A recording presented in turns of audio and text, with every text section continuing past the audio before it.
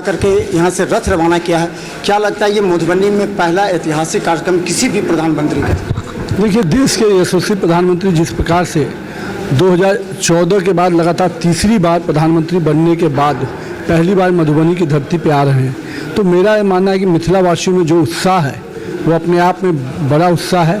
और मिथिला वासियों को माननीय प्रधानमंत्री जी ने कई सौगात दिए हैं, चाहे वो गोरखपुर सिलीगुड़ी एक्सप्रेसवे के माध्यम से हो, मखाना बोर्ड के गठन के माध्यम से हो, कोसी के क्षेत्र में जो जल संसाधन के दृष्टि से जो 11,000 करोड़ की योजनाएं बांधों को और नदियों को अति करने के लिए है।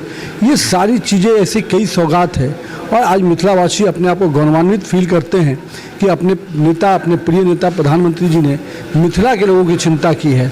संविधान में मिथिला को अनुवाद करने का, मैथिली भाषा में करने का चाहे निर्णय हो, तो ऐसे कई अहम निर्णय हुए हैं जिन निर्णयों से पूरा मिथिला उत्साहित है और अपने प्रिय नेता के आगमन पर एक ऐतिहासिक मधुबनी एयरपोर्ट का उन्होंने उड़ान योजना के तहत 121 करोड़ रुपए किया है। क्या लगता है इससे क्या होगा? देखिए, उड़ान योजना एक ऐसी योजना है जो माननीय प्रधानमंत्री जी कहते हैं कि हवाई चप्पल पर पहनने वाला व्यक्ति भी हवाई जहाज पर बैठ सकता है।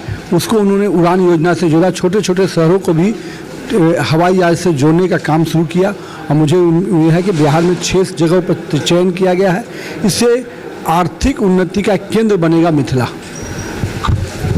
तो हम बता दें कि देखिए अभी नितिन नवीन जी हैं और इन्होंने खासकर जो मधुबनी में जो भैरव स्थान में कार्यक्रम होने वाला है प्रधानमंत्री नरेंद्र मोदी का, उसकी सफलता को लेकर के लगातार सभी जो विधायक सांसद हैं सभी अपने तरीके से क्षेत्र में काम कर रहे हैं।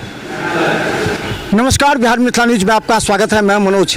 देखिए, प्रधानमंत्री नरेंद्र मोदी का एक ऐतिहासिक कार्यक्रम मधुबनी में है और हम बता दें जैसा अभी अशोक यादव मधुबनी के सांसद ने कहा है कि ऐतिहासिक क्षण और गौरवशाली क्षण है।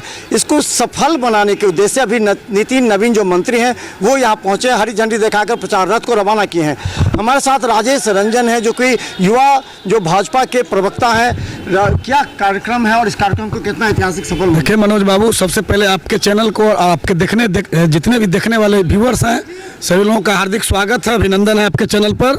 और आगामी 24 अप्रैल को मिथिला की पावन धरती पर देश के यशस्वी प्रधानमंत्री, विश्व के सबसे लोकप्रिय नेता परम आदरणीय श्री नरेंद्र मोदी जी का आगमन हो रहा है पंचायती राज दिवस के शुभ अवसर पर। और मिथिला को बहुत बड़ा सौगात भी मिलेगा। मिथिला से उनको अगाध प्रेम रहा है। जैसा कि आप देख रहे हैं, मिथिला में मखाना अनुसंधान के क्षेत्र में काम हो, एयरपोर्ट के क्षेत्र में काम हो, चाहे एम्स के क्षेत्र में काम हो, चाहे ओवर ब्रिज के क्षेत्र में काम हो, चाहे दरभंगा आमस एक्सप्रेसवे के क्षेत्र में काम हो, तो मिथिलांचल से माननीय प्रधानमंत्री जी का गहरा लगाव है। इसी लगाव के चलते फिर से मधुबनी आ रहे हैं। विदेशर स्थान में जो भैरव स्थान थाना के पास है उसमें लाखों के सैलाब को संबोधित करेंगे हमारे देश के यशस्वी प्रधानमंत्री नरेंद्र मोदी जी। और मिथिला के लोग इस आने की खबर सुनकर कि उनके कार्यक्रम के बाद मधुबनी का विकास होगा। मधुबनी के 6 विधानसभा हैं, बिस्फी भी है जिसमें, और आप बिस्फी से संबंध रखते हैं। हमने देखा उस क्षेत्र में लोग आपकी चर्चा भी कर रहे थे, तो क्या बिस्फी का विकास होगा? या देखिए, नरेंद्र मोदी जी सबका साथ, सबका विकास, सबका साथ लेके चलने वाले हैं। बिस्फी भी नहीं वंचित है उसमें और मधुबनी भी नहीं वंचित है। मोदी जी के नज़र में मधुबनी सबसे आगे है। मिथिला पेंटिंग के क्षेत्र में हो, मधुबनी आ रहे हैं माननीय प्रधानमंत्री जी और निश्चित रूप से बड़ा सौगात मिलेगा। और मधुबनी देख रहे हैं कि एयरपोर्ट का भी जिक्र हुआ है। एयरपोर्ट के लिए 121 करोड़ का बजट आपने देखा होगा पारित हो गया है। यहाँ से भी प्लेन उड़ेगा दरभंगा की तरह। मधुबनी कहीं से पीछे नहीं रहेगा और प्रधानमंत्री जी का इस पर विशेष नज़र है। और महादेव की नगरी बिस्फी भी पीछे नहीं हटने वाला है। तो चलिए हम बता दें, लगातार हम दिखाएंगे आपको कार्यक्रम, क्योंकि नितिन नवीन भी है और राजेश जो रंजन है वो लगातार अपने क्षेत्र में भी सक्रिय हैं। लगातार हमने देखा है, आगे भी हम लगा दिखाते रहेंगे। धन्यवाद।